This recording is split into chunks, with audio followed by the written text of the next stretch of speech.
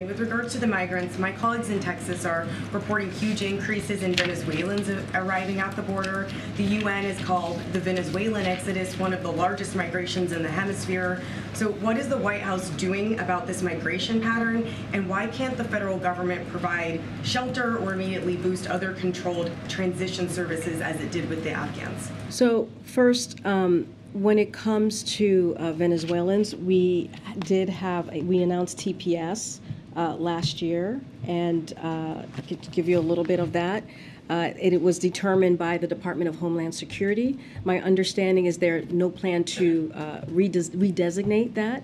DHS did in July extend the designation of Venezuela for temporary protective status, that's TPS, for 18 months. We have put appropriate recusals in place for individuals in the White House office who may directly or predictably benefit. Oh, this is something else that just got added on here. I apologize. But then again, just to go back for a second, for 18 months, that's what we extended it to in July. What about shelter? So as I mentioned before, DHS is involved in surging resources. And so, again, I would point you to them directly on what they're doing on the ground. But look, you know, with Secretary Mayorkas's leadership, we have 23,000 agents and officers and more than 1,200 individuals, support personnel working to secure our nation's borders. And so, again, you know, we are going to continue to do the work while folks are trying to, while individuals encountering individuals at the border, and making sure that we protect our border as well. But I don't have any more specifics on what we're specifically doing for transportation. I would point you to DHS.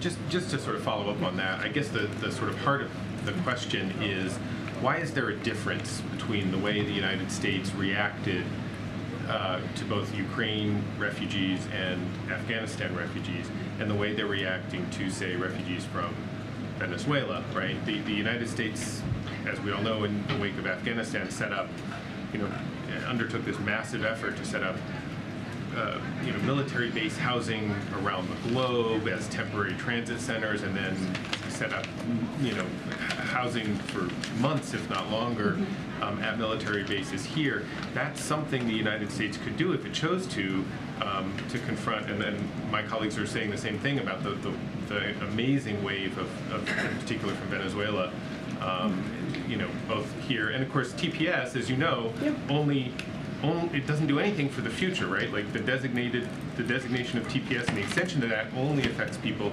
from Venezuela who were already in the United States at the time of the designation, not anybody else coming now. Well, I would say I understand the question. That's why we have TPS. That's why the Department of Homeland Security and other departments that are involved in making decisions on TPS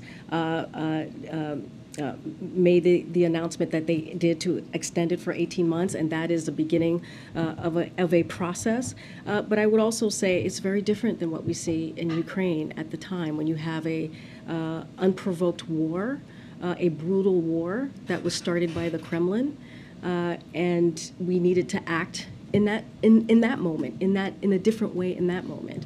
In Afghanistan, we had our friends, right, our U.S. nationals that were there, but also our friends who have helped us for the last two decades before this president decided to end the war in Afghanistan. And so we had to make sure that we kept those commitments to the Afghan people. And so we did that.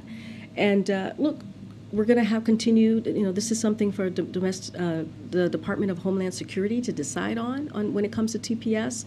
We are doing all the work that we can at the border at this moment to address what we're seeing. But again, I wouldn't conflate. Those are all of the things that you just mentioned with Venezuelans and Afghanistan and Ukraine are three different scenarios that were handled very different ways to meet the moment that we were in. Go ahead. Karine, just on the migrant issue, is the administration considering moving some of these migrants from these border communities to other parts of the country to relieve some of the crowding that we've seen on the border?